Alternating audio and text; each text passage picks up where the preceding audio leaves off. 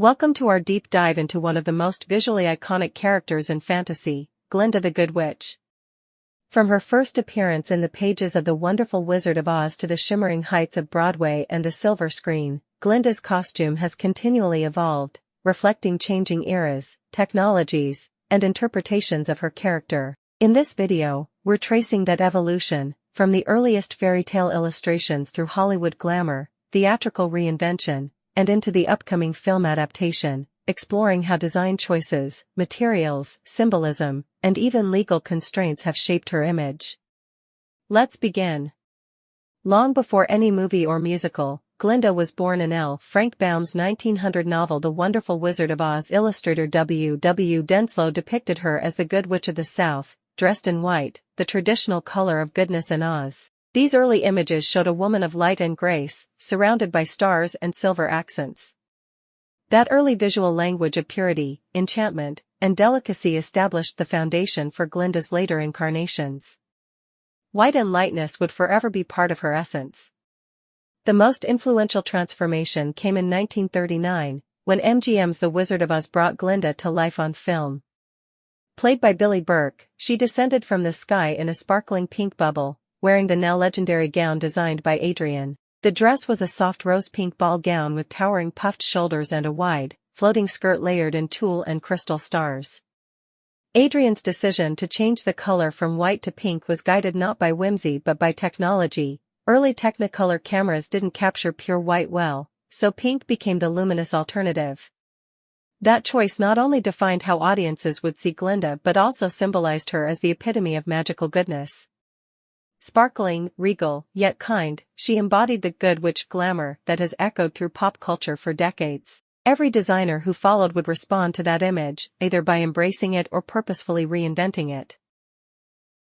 Fast forward to 2003, when Broadway's Wicked reimagined the Land of Oz, costume designer Susan Hilferty faced a fascinating challenge: to honor the spirit of Glinda without copying the 1939 film.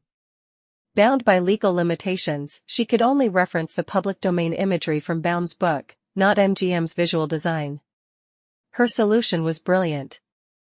Glinda's now famous bubble dress traded pink for shimmering blue, evoking air and light while creating a distinct identity. Hilferty's version was a technical marvel: 25 types of sequins, all hand-sewn, layered tulle, and intricate beading that made the gown glitter under stage lights.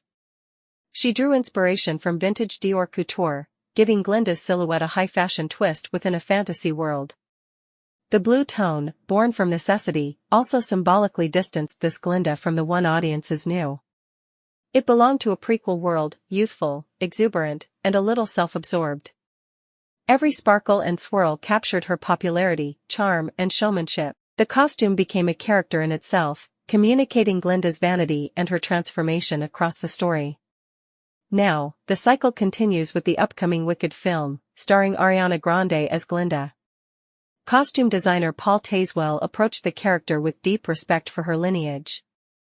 Rather than reproducing the Broadway version, he sought a fresh cinematic identity, weaving together threads from Baum, MGM, and Hilferty's stage world. For Glinda's entrance, Tazewell revived the color pink, this time a delicate petal hue that nods to the 1939 film while elevating it to couture artistry. Reports note that the gown required 137 pattern pieces and over 225 hours of hand beading, with more than 20,000 beads sewn onto the skirt. The result is a dress that shimmers with both nostalgia and innovation, echoing the past yet rooted in modern craftsmanship. The choice of pink reconnects her with film history while signaling her innocence and idealism at the start of her journey. As the story progresses, her wardrobe subtly evolves, deepening in tone and texture to reflect her growing moral awareness. Across every era, Glinda's costumes tell a story of color, ownership, and transformation.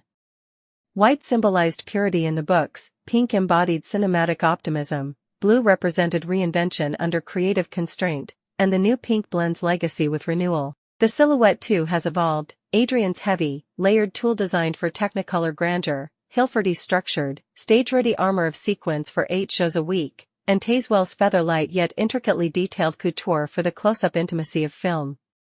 Each designer used the best technology of their time, from hand beading to digital patterning and even 3D printing, to conjure the magic of Oz in a new way.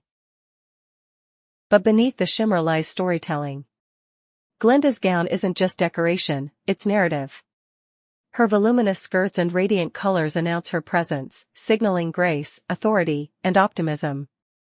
When those tones deepen or her silhouette shifts, we feel her growth, from a symbol of perfection to a woman grappling with complexity. Costume becomes character. It's how we read her before she speaks. The legacy of Glinda's costume is also a testament to cultural memory. Fans of the 1939 film expect that pink sparkle. Theater audiences picture the dazzling blue bubble dress. Now, a new generation will meet a Glinda who merges both worlds, cinematic nostalgia with modern design innovation. Each reinterpretation must balance reverence for the past with the courage to reinvent, ensuring Glinda remains timeless yet alive. Behind the scenes, the details are staggering. The Broadway bubble dress used 25 varieties of sequins. The new film's version took over 225 hours of craftsmanship.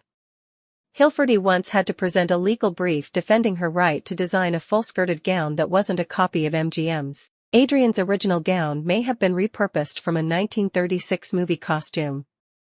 And Tazewell, inspired by Fibonacci spirals and natural geometry, infused the new Oz with organic shapes that make Glinda's attire feel both otherworldly and believable. Every bead, stitch, and shimmer carries a century of creative evolution. From page to screen to stage and back to screen again, Glinda's dress has floated through imagination like the bubble that carries her.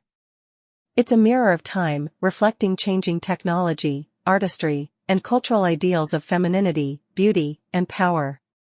Costume is character. From Denslow's white illustrations to Adrian's pink Technicolor fantasy, from Hilferty's blue Broadway spectacle to Tazewell's modern pink couture, Glinda has remained a figure of light and transformation. Whether you met her in a childhood film, saw her twirl on Broadway, or are preparing to see her in cinemas, her gown still tells her story before she even speaks. Thank you for joining this journey through Glinda's evolving magic, a century of fabric, fantasy, and wonder woven into one unforgettable costume.